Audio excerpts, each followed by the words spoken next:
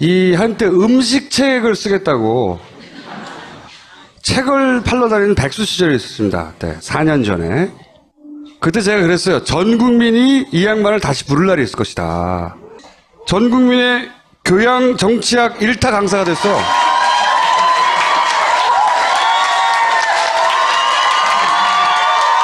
시청률의 영혼을 팔아버린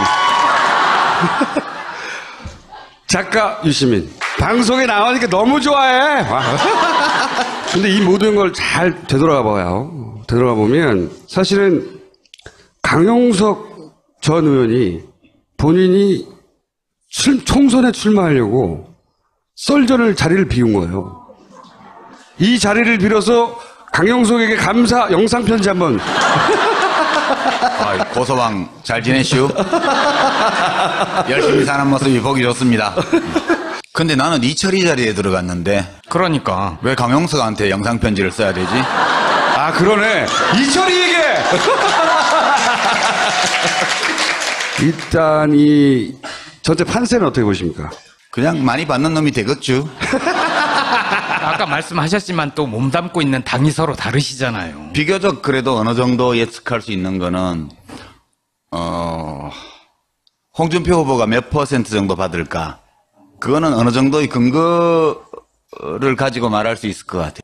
어떤 근거에 의해서 얼마나 추정하십니까? 20% 플러스 마이너스 알파. 그게 박근혜 탄핵 반대 비율이거든. 그 알파를 또 특정을 해줘야지 20 플러스 마이너스 10 뭐 이러면은 그러니까 플러스 마이너스 얼마까지? 플러스 마이너스 알파는 5보다 작은 정수. 그럼 혹시 남은 기간 동안 변수가 될 만하다고 보는 사건이 있어요? 예를 들어서 뭐 김종인 바른당 SBS 뭐 등등등 중에? 없어요. 왜 나왔습니까? 아무 변수도 없고. 근데 SBS 보도권이 이게 추정컨대 어떤 내막과 어떤 연유로 이 시국에 이렇게 튀어나왔을까요? 그렇죠. 그게 그 뉴스 자체를 보면 제가 편집국의 데스크라면 내보낼 수 없는 내용이에요. 왜냐하면 그 정도의 특종을 터뜨렸으면 후속 보도를 할 수 있는 근거를 확보를 하고 그렇죠. 일보를 내보낸 거거든요. 근데 그 해수부 공무원의 주장을 뒷받침할 수 있는 어떤 증거도 없이 한 꼭지만 내보낸 거거든요. 그래서 아까 그 이해찬 의원께서 뭐 초보자 솜씨다. 근데 그 리포트 자체는 초보자의 솜씨인데 그게 어떻게 그냥 통과돼서 나갔을까? 이제 그 점을 좀 알아봐야 될 것 같아요.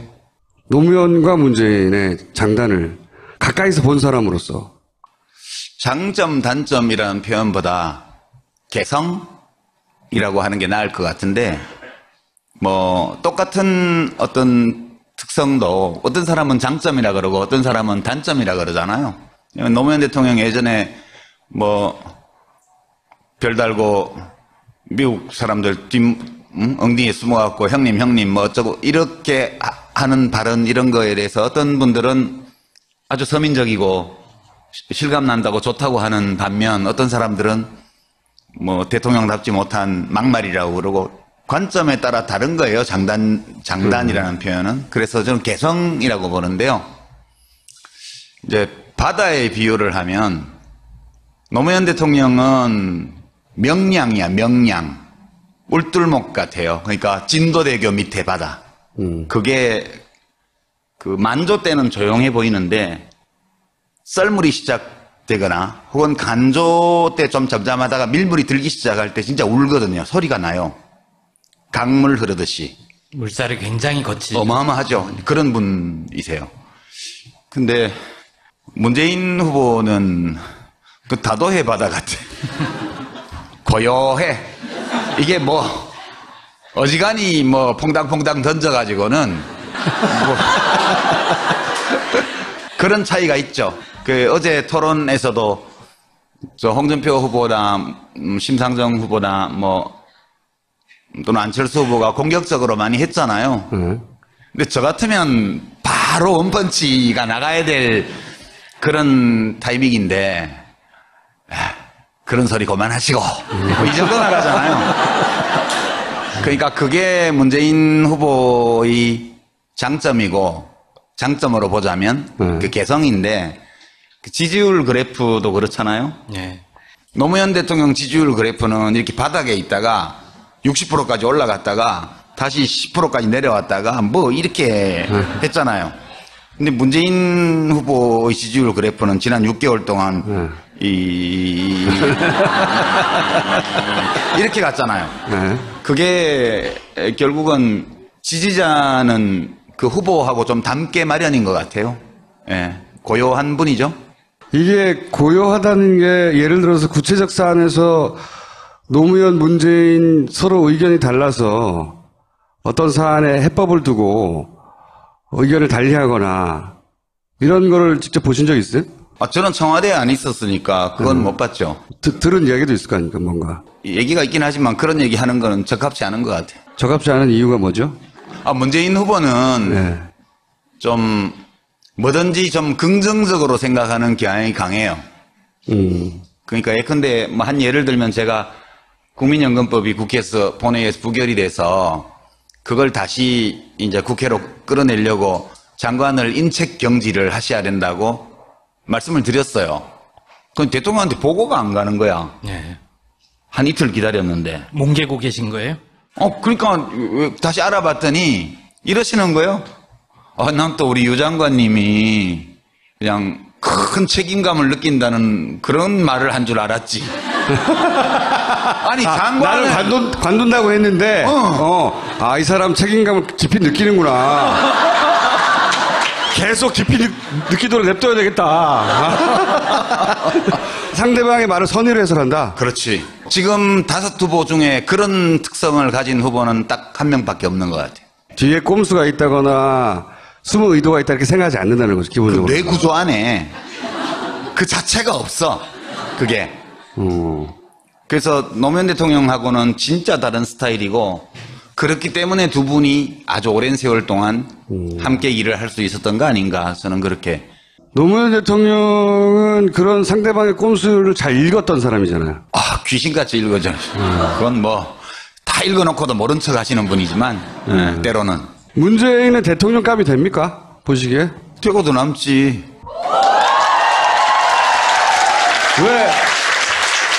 왜 그래요? 아니 근데 문재인 후보가 대통령감이 되냐 안 되냐 이런 문제를 떠나서 저는 사실 요즘 약간 요 며칠 약간 되게 오랫동안 잊어버리고 있던 어떤 감정 같은 걸 좀 느껴요. 그러니까 처음 정권 교체가 되기 전에, 그러니까 1997년 대선 전에 약간 설레는, 그때는 약간이 아니고 엄청 설레는 게 있었어요. 저는 그때 독일 유학 중이었는데 김대중 후보가 이긴다면 이렇게 생각을 하니까 막 가슴이 두근두근 하는 거예요, 그때. 그 전에 김대중은 안 된다라고 한번. 그리고 너무나 비관적으로 봤으니까. 네. DJ 편합이 되지도 않았고, 또 이인재 씨가 따로 출마한다는 그런 예측도 할 수가 없었고. 97년 2월 달이죠. 예. 네. 그리고 IMF가 나지도 않았고. 네. 그런 조건에서 공학적으로 볼 때 나가면 또 진다고 저는 봤어요. 그리고 이인재 씨가 출마 안 했으면 100% 졌고요. 네. 지금 생각해도. 또 IMF가 안 났더라도 졌고요. 천운에 천운이 겹친. 예, 뭐 여러 가지 정말 가능성이 희박한 그런 상황이 조합돼서 겨우 이긴 거잖아요. 근데 요 며칠 좀 약간 그 비슷한 느낌이 있어요. 그러니까 근데 그때는 좀 다른 게 그냥 정권 교체되는 그 자체로 설렌다기보다는 그 당시까지 우리가 독재 권위주의 어떤 이런 것 때문에 고통을 받고 괴롭고 창피하고 부끄럽고 그래서 그렇지 않은 상태에 대한 설레임이 있었다면 지금은 그때는 좀 달라요. 저는 뭐 박근혜 정부가 독재 정권이었다고 생각 안 해요. 되게 멍청한 정부였지 그냥. 이명박 정부도 독재 정권이었다고 생각 안 해요. 장사정권. 좀 야비한 정권이었을 따름이죠.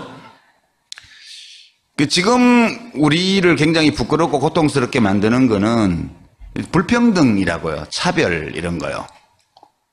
그러니까 사람들이 그 현대판 어떤 계급제도 비슷하게 저는 느껴요. 이 세상이 뭐 이래.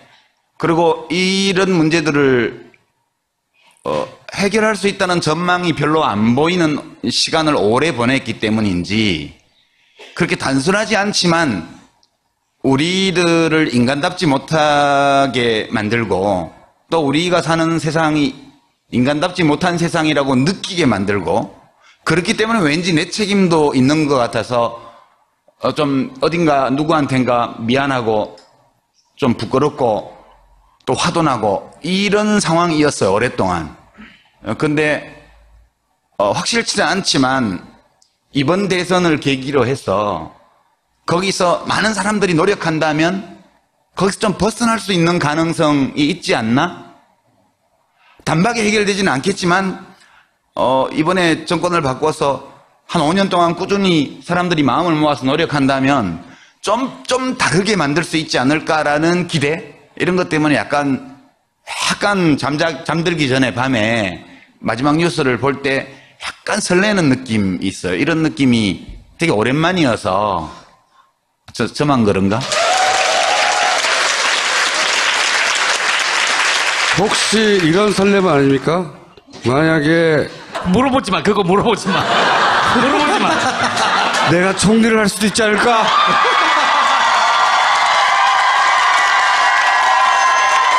그거는 문재인 후보가 이미 비영남 총리를 딱 선언을 했잖아요. 두 번째를 할 수 있지 않을까? 그거 안 하시려고 어디 사회이사 가시지 않으셨나요? 아, 우리 보혜 양조. 예. 입세주. 예, 그러니까 거기 사회이사 하면서는 뭐 공직을 맡기는 좀 힘들거나. 그거 관두면 되지. 제가 보기에는 그래서 설렐 거라고 보고요. 그러면서 비영남이란 말을 듣는 순간 실망한 거야. 아니지. 난 지금 수도권이야. 이럴 수도 있잖아요. 생각해보면 예전에 노무현 대통령 때는 저도 그랬는데 노무현 대통령을 당선시킨 것으로 지지자들이 할 일이 다 했다고 생각했어요, 그때. 왜냐하면 1년 내내 이 우여곡절이 있었기 때문에 당선 순간에 할 일을 다 했다. 그렇게 생각했거든요. 근데 이번에는 상황이 좀 다른 것 같아요. 서로 문재인 후보가 당선이 되더라도 처하는 환경은 박근혜 정부가 남겨놓은 그대로 안에 쏙 들어가는 거잖아요.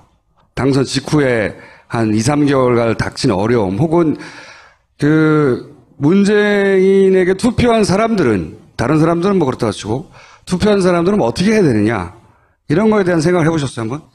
뭐 그거까지 제가 답을 내야 되는 건 아닌데 다만 인수위가 없이 취임하는 문제 그거는 이제 어려운 일일 수도 있는데 좋은 점도 있을 것 같아요. 어떤 점이 좋습니까? 이제 인수위 70일이라는 게 우리 맥주 마실 때요. 저는 술을 잘 못 먹긴 하지만 맥주는 뭐예요? 첫 목 넘김 그게 왔다라며요. 세상에서 가장 맛있는 음식이죠. 네. 근데 인수위 70일이면 맥주 김이 다 빠지는 기간이에요, 이게. 새 정부에 대한 기대. 이런 게 벌써 인수위 단계에서 인수위 내부의 불협화음 부터 시작해서 권력 암투 이래갖고 취임도 하기 전에 김이 다 빠지고 취임해요. 근데 이번에는 프레시하게. 바로 취임을 하잖아요. 바로 취임을 하면 그날부로 청와대 전부 사표야, 지금.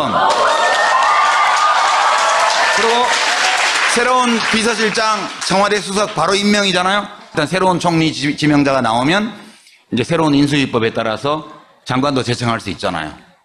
그 다음에 정부의 차관들 다 바뀌는 거예요, 바로.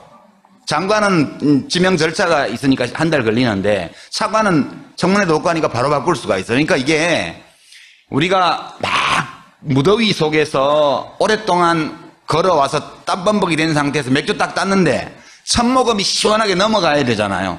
그런 점에서 보면 인수위가 없다는 것이 이런 청량감을 주는데 예를 들어서 봐요. 인수위 있으면 그거 못하는데 바로 강정마을 주민들을 상대로 한 구상권 청구 소송 취소해 라고 국방부에 바로 할 수 있잖아요.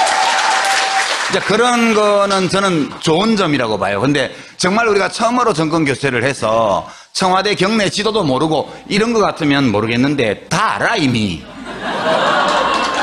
네, 다 알아요. 그리고 공직사회가 말을 안 들으면 어떡하냐. 천만에요. 지금 국민의 정부, 참여정부 10년 거치면서 각 부처를 경험한 인재들이 많아요, 이미. 이쪽 현재의 야권 진보진영 쪽에. 하루면 다 파악해요, 거기 지금 그동안에 뭔 일이 있었는지. 그러니까 뭐, 그런 거는 걱정할 필요가 없고요. 다만 제가 좀 불안해하는 거는 뭘 걱정하십니까? 이제 아까 우리 총수도 말씀을 하셨는데 대한민국 아무것도 바뀐 게 없어요. 그 사람들은 이제 야권이 집권을 하면 권력을 잡았다고 생각하는데 그게 아니에요. 정치 권력만 잡은 거예요. 언론 권력 그대로 있죠. 재벌 경제 권력 그대로 있죠. 그 다음에 그 기득권층을 중심으로 이 광고 시장 이거 통해서 언론하고 유착되어 있는 재벌들, 거기서 나오는 돈 받아먹고 프로젝트 하는 지식인 집단 그대로 있죠. 다 그냥이에요. 청와대만 바뀌는 거예요. 그렇죠. 그래서 이게 그냥 무슨 개혁한다 해서 순순히 협조하지 않아요. 취임하는 그날부터 한국 사회에는 복잡한 사회고 여러 층의 권력들이 있는데 딱 청와대 권력 하나만 바꾼 거기 때문에 바뀐다는 전제 아래, 아니 뭐 1번이나 5번이 된다는 전제 아래 국회도 과반수가 안 돼요.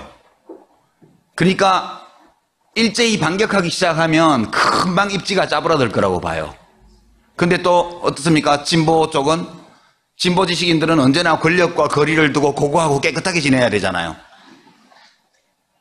아무리 내가 진보적인 정권이라 하더라도, 내가 진보 지식인이라도 지식인은 권력에 굴종하면 안 되지. 이래갖고도 사정없이 깔 거라고. 전에도 그랬잖아요. 저는 진보 지식인까지는 못 되고요. 진보 언론인들도. 언론의 기본은 권력을 감시하는. 그러니까요. 예. 그러니까 깔 거라고. 나는 깐다고 봐요. 진보 보수를 불문하고. 그 다음에 참여정부 초기 상황을 한번 복기를 해보세요. 제일 먼저 터진 게 네이스 파동. 정교조하고 싸움 붙었어요. KBS 서동구 사장 임명 말건했다가 KBS 노조하고 붙었어요. 언론 노조하고. 그래서 궤도연대 파업했죠. 미국 한미정상회담하러 미국 출장 간 동안에. 화물연대. 그 다음에 화물연대, 궤도연대. 그 다음에 부안의 핵폐기장 뭐 잘못 풀었다가 거기서 난리 났죠. 초장부터 완전히 얻어터져갖고 만신창이 돼버려서 6개월 안에. 그 주로 좌파의 공격이었죠. 당시에. 저도 장관하면서 무려 230개 한다 하는 일 없는 모든 시민단체가 연서명해서 최악의 보건복지부 장관. 그렇게 제가 됐잖아요. 공무원들 사회에서는 최고의 복지부 장관 아니었나요? 그건 아무 근거가 없는 얘기잖아요. 데이터 있어요? 없죠. 그런 거는 다 뜬 소문이에요. 그렇게 좋게 나는 소문도 나쁘게 나는 소문이나 마찬가지로 근거 없기는 똑같아요. 저는 전대. 왜 그렇게 달라? 저는 옛날에 저를 보고 뭐가 없다고 하는 것도 제가 안 받아들였지만 알고 보니 좋은 사람이었다. 이것도 안 받아들여요. I don't care. 뭐만 받아들이는 줄 알았어요? 요즘은 시청률만 받아들입니다. 그래서 저는 그런 게 훨씬 더 걱정이 돼요. 그러니까 모든 기득권 권력이 그대로 있고 그 기득권 권력의 네트워크 안에 한 매듭만 딱 바뀌는 건데 지금까지 선거 과정에서 편들어졌던 여러 세력들이 또 자기의 논리에 의해서 마음에 안 드는 거 있으면 공격해요. 그러니까 10개의 사안에서 9개 지지해도 1개 내 마음에 안 드는 거 있으면 다 때린다고요. 저는 결국은 그게 제일 무섭고요, 지금도. 유권자들의 기대치도 대단히 높을 거 아니에요. 유권자들은 그렇지 않아요. 제가 볼 때는. 자꾸 기억을 되새기는 사람들이 있어서 이번 좀 다를 것 같긴 한데. 모르겠어요. 저는 그 악몽이 또 되풀이 되면 거의 99% 망한다. 그렇게 봐요. 상처가 크구나. 상처가 큰 분이고. 그래서 시청률에 매달리는 겁니다, 이제. 거기에서 치유를 받으시는 거죠. 시청률을 보면서 내가 1등이야. 대한민국 국민들이 가장 좋아하는 프로그램 1위잖아요. 거기에 전원책 변호사 때문에 1위가 됐겠어요, 그게? 민주당은 압도적 정권 교체가 필요하다. 그렇게 주장하는 이유도 납득이 가요. 동시에 정의당에게 이제 2자리 지지율을 다오. 이것도 정의당 입장에서는 다시 없는 기회고 이해가 가요. 이 딜레마를 본인 스스로는 어떻게 해결하고 있어요? 뭐 이렇게 쉬운 문제를 어렵게 얘기를 해. 별 중요한 문제 아니에요, 그거. 둘 다. 그러니까 압도적 지지가 뭐예요? 지금 하면 과반 득표하면 압도적인 거지. 주요 후보만 5명이니까. 여기서 제가 그동안에 언론 보도나 이런 거 보면 10%, 15%일 때 10% 중반 박스권. 문재인 후보.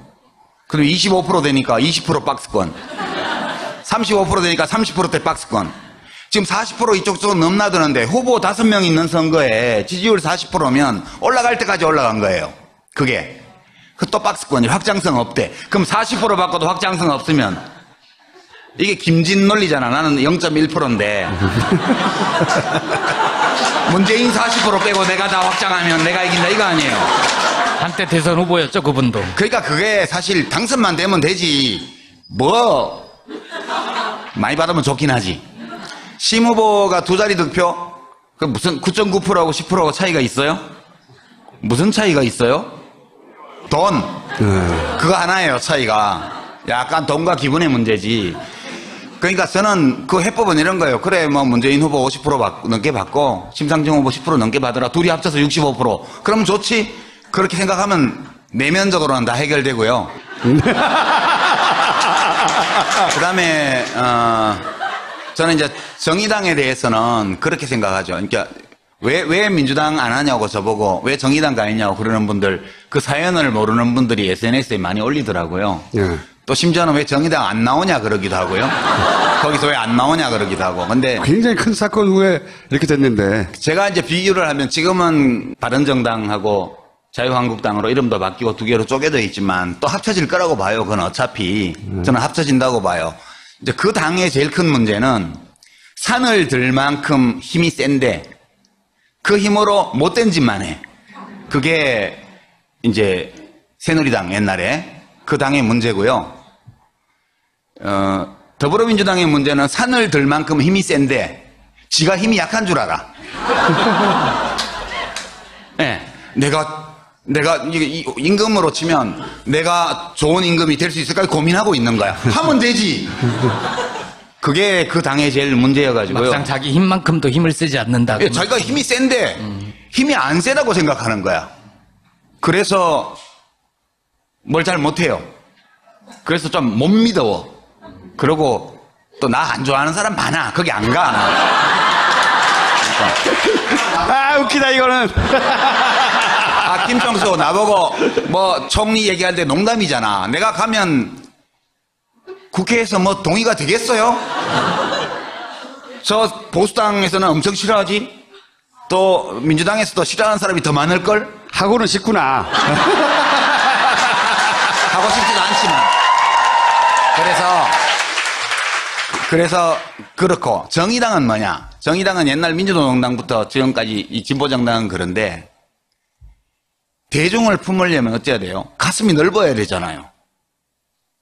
그 작은 가슴에 이 큰 세상의 온갖 문제를 다 껴안고 피 흘리고 있는 사람들이에요. 자기가 아픈 거야. 어? 그러니까 자기가 아프기 때문에 남한테 상처를 많이 줘요. 또 자기가 피를 흘리기 때문에 남들에게 상처를 줘요.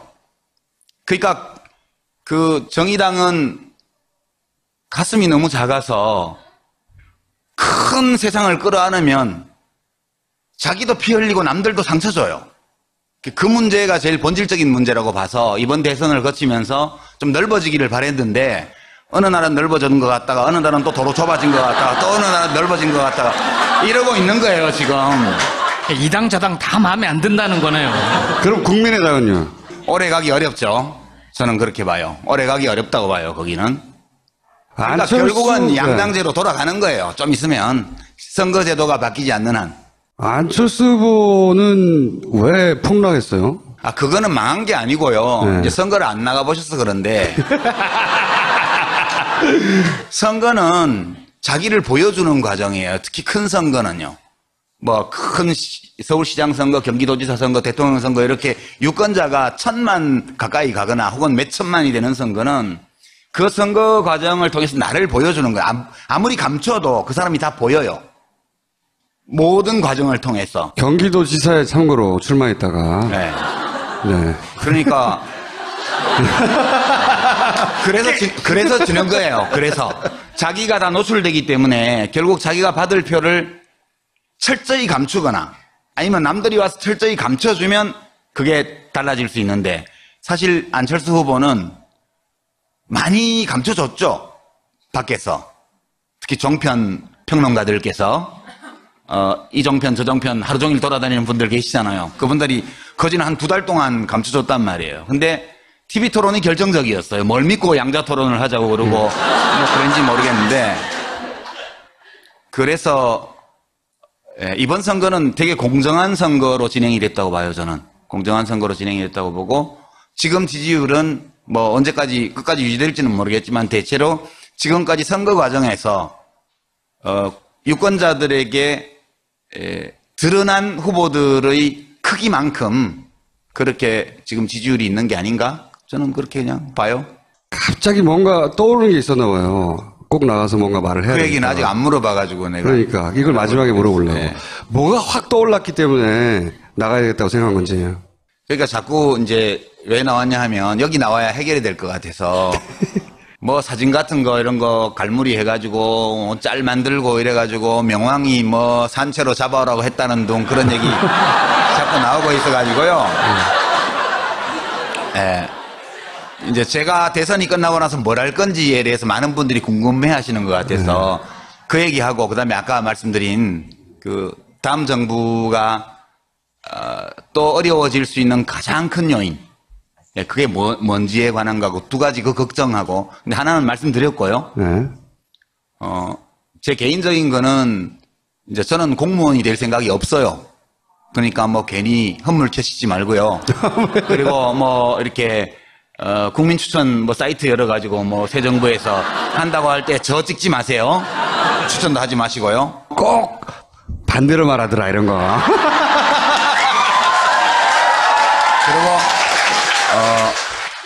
아까 첫 번째 이슈 내가 말하고 싶었던 것과 관련해서 제가 진보 의용 지식인이 되려고요.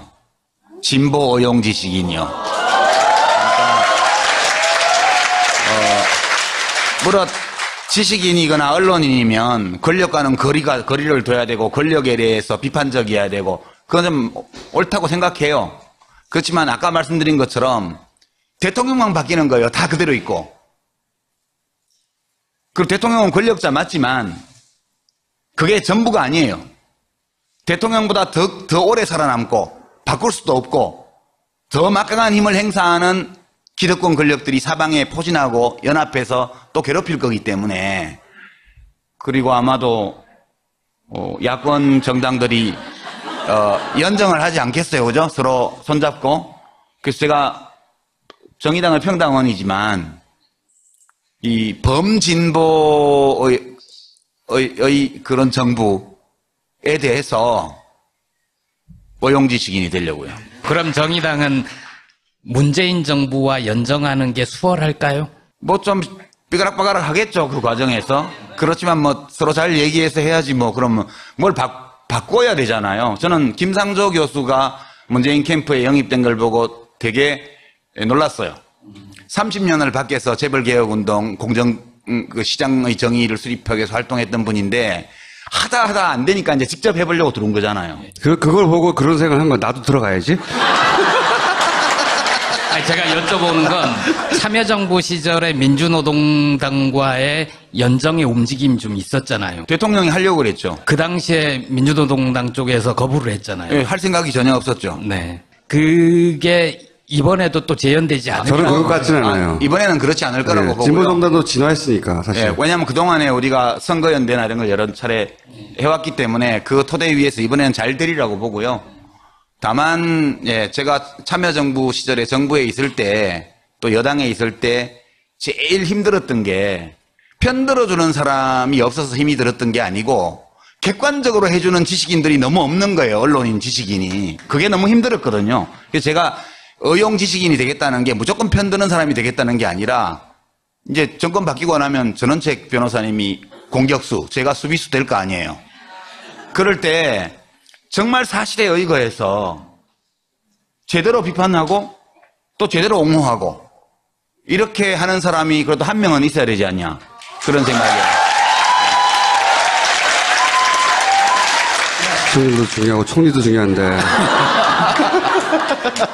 자, 미래 어영주식 여기까지 하겠습니다. 아, 예, 감사합니다. 진짜 울거든요. 소리가 나요.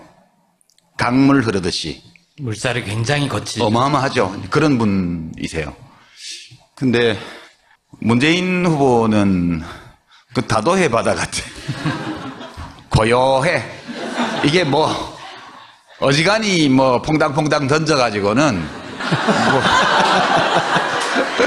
그런 차이가 있죠. 그 어제 토론에서도 저 홍준표 후보나 심상정 후보나 뭐 또는 안철수 후보가 공격적으로 많이 했잖아요.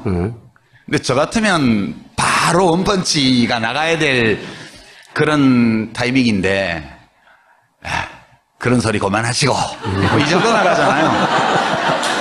그러니까 그게 문재인 후보의 장점이고 장점으로 보자면 그 개성인데 그 지지율 그래프도 그렇잖아요. 네.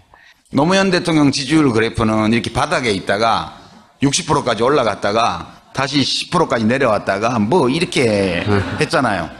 근데 문재인 후보의 지지율 그래프는 지난 6개월 동안 이렇게 갔잖아요. 그게 결국은 지지자는 그 후보하고 좀 닮게 마련인 것 같아요. 예, 고요한 분이죠. 이게 고요하다는 게 예를 들어서 구체적 사안에서 노무현, 문재인 서로 의견이 달라서 어떤 사안에 해법을 두고 의견을 달리하거나 이런 거를 직접 보신 적 있어요? 저는 청와대에 안 있었으니까 그건 못 봤죠. 들은 이야기도 있을 거 아닙니까, 뭔가. 얘기가 있긴 하지만 그런 얘기 하는 거는 적합치 않은 것 같아요. 적합지 않은 이유가 뭐죠? 문재인 후보는 네. 좀 뭐든지 좀 긍정적으로 생각하는 경향이 강해요. 그러니까 예컨대 뭐 한 예를 들면 제가 국민연금법이 국회에서 본회의에서 부결이 돼서 그걸 다시 이제 국회로 끌어내려고 장관을 인책 경질을 하셔야 된다고 말씀을 드렸어요. 그건 대통령한테 보고가 안 가는 거야. 네. 한 이틀 기다렸는데. 뭉개고 계신 거예요?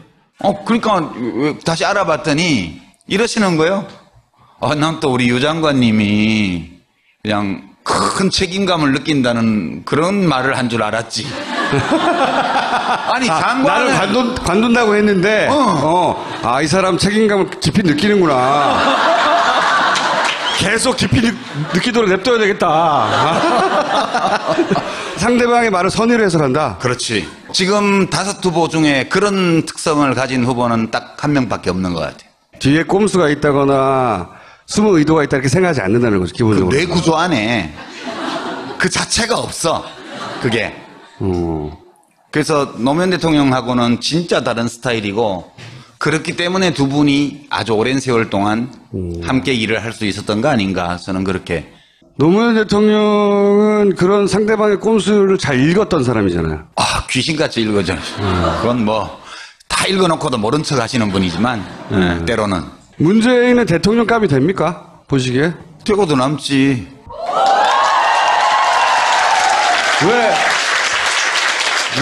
왜 그래요? 아니 근데 문재인 후보가 대통령감이 되냐 안 되냐 이런 문제를 떠나서 저는 사실 요즘 약간 요 며칠 약간 되게 오랫동안 잊어버리고 있던 어떤 감정 같은 걸 좀 느껴요. 그러니까 처음 정권 교체가 되기 전에, 그러니까 1997년 대선 전에 약간 설레는, 그때는 약간이 아니고 엄청 설레는 게 있었어요. 저는 그때 독일 유학 중이었는데 김대중 후보가 이긴다면 이렇게 생각을 하니까 막 가슴이 두근두근 하는 거예요, 그때. 그 전에 김대중은 안 된다라고 한번. 그리고 너무나 비관적으로 봤으니까. 네. DJ 연합. 이게 추정컨대 어떤 내막과 어떤 연유로 이 시국에 이렇게 튀어나왔을까요? 그렇죠. 그게 그 뉴스 자체를 보면 제가 편집국의 데스크라면 내보낼 수 없는 내용이에요. 왜냐하면 그 정도의 특종을 터뜨렸으면 후속 보도를 할 수 있는 근거를 확보를 하고 그렇죠. 일보를 내보낸 거거든요. 근데 그 해수부 공무원의 주장을 뒷받침할 수 있는 어떤 증거도 없이 한 꼭지만 내보낸 거거든요. 그래서 아까 그 이해찬 의원께서 뭐 초보자 솜씨다. 근데 그 리포트 자체는 초보자의 솜씨인데 그게 어떻게 그냥 통과돼서 나갔을까? 이제 그 점을 좀 알아봐야 될 것 같아요. 노무현과 문재인의 장단을 가까이서 본 사람으로서 장점, 단점이라는 표현보다 개성이라고 하는 게 나을 것 같은데, 뭐, 똑같은 어떤 특성도 어떤 사람은 장점이라 그러고 어떤 사람은 단점이라 그러잖아요. 노무현 대통령 예전에 뭐, 별달고 미국 사람들 엉덩이에 숨어갖고 형님 뭐 어쩌고 이렇게 하는 발언 이런 거에 대해서 어떤 분들은 아주 서민적이고 실감 난다고 좋다고 하는 반면 어떤 사람들은 뭐 대통령답지 못한 막말이라고 그러고 관점에 따라 다른 거예요. 장단이라는 표현은. 그래서 저는 개성이라고 보는데요. 이제 바다에 비유를 하면 노무현 대통령은 명량이야, 명량. 울tur목 같아요. 그러니까 진도대교 밑에 바다.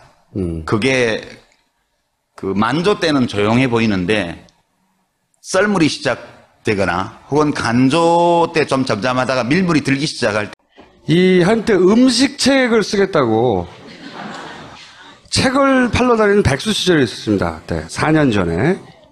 그때 제가 그랬어요. 전 국민이 이 양반을 다시 부를 날이 있을 것이다.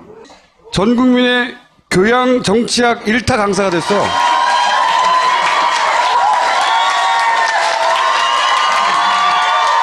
시청률의 영혼을 팔아버린 작가 유시민. 방송에 나오니까 너무 좋아해. 근데 이 모든 걸 잘 되돌아가 봐요. 되돌아가 보면 사실은 강용석 전 의원이 본인이 총선에 출마하려고 썰전을 자리를 비운 거예요.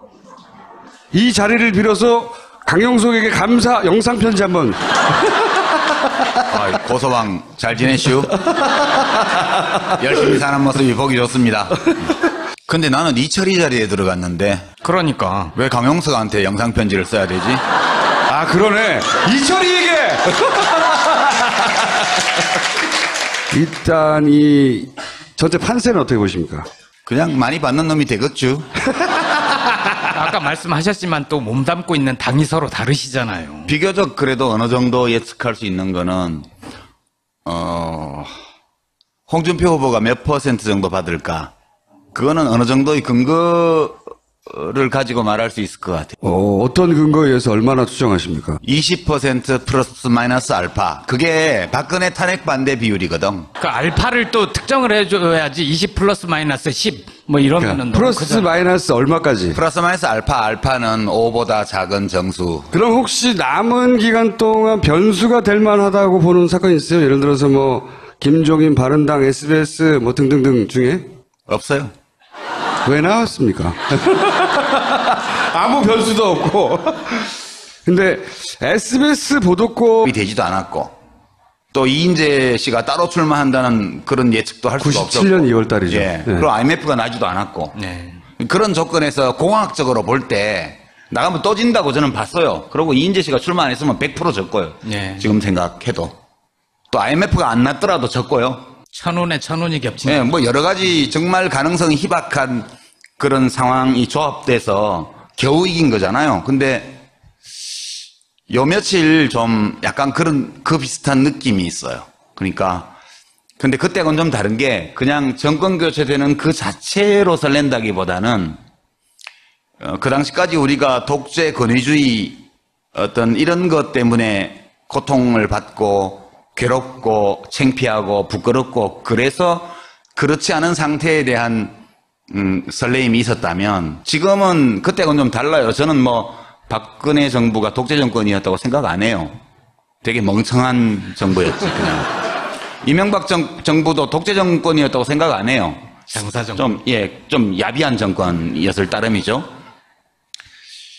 지금 우리를 굉장히 부끄럽고 고통스럽게 만드는 거는 불평등이라고요. 차별 이런 거요. 그러니까 사람들이 그 현대판 어떤 계급제도 비슷하게 저는 느껴요. 이 세상이 뭐 이래. 그리고 이런 문제들을 해결할 수 있다는 전망이 별로 안 보이는 시간을 오래 보냈기 때문인지 그렇게 단순하지 않지만 우리들을 인간답지 못하게 만들고 또 우리가 사는 세상이 인간답지 못한 세상이라고 느끼게 만들고 그렇기 때문에 왠지 내 책임도 있는 것 같아서 좀 어딘가 누구한텐가 미안하고 좀 부끄럽고 또 화도 나고 이런 상황이었어요, 오랫동안. 근데 확실치는 않지만